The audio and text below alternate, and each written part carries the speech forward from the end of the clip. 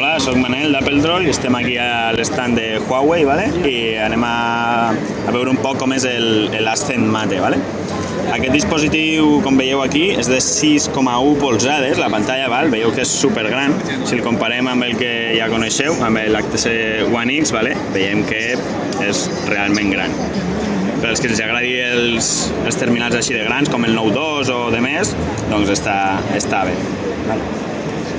Si veieu, la interfície és de Huawei, normal, i com a interessant és que té un quad-core, 10,5 GHz i 2 GB de RAM. Ja ens queixem, per exemple, amb els d'HTC, que només tenen 1 GB i ja comença a notar que les aplicacions requereixen una mica més. Com a part interessant, veiem que també ve seguint de la línia, del finet, d'una curvatura. I aquí la càmera. Bé, la càmera és de 8 megapíxels, Hi ha alguns terminals que ja porten de 13, però bueno.